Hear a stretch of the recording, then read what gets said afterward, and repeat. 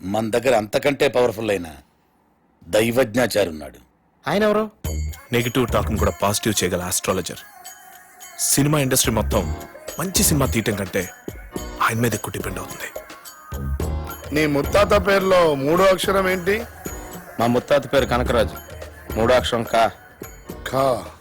Rocky గారు, మీ car నంబర్లో చివరి అంక? 7.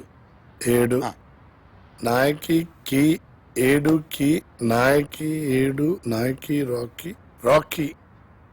నాయకి పేరులో రెండో అక్షరం యాని 3 సార్లు, కీని 4 సార్లు కలిపితే నా యా యా యా కీ కీ కీ కీ అని పేరు పెడితే మీ సినిమా 100 రోజులు ఆడుద్ది. అంటే నా యా యా యా యా యా కీ కీ కీ కీ కీ.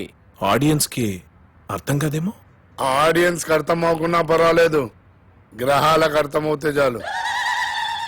అప్పల్ రాజు, నీ పేరు అప్పప్ప రారా రాజు అని పెట్టుకుంటే నీ సినిమా 150 రోజులు ఆడుద్ది.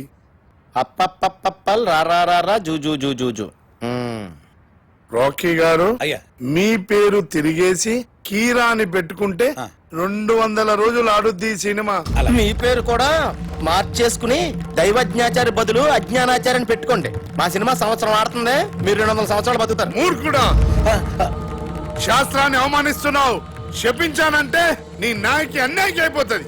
మీరు ఎంత అరిచినా నా సినిమా పేరు నాయకి, నా పేరు అప్పలరాజు.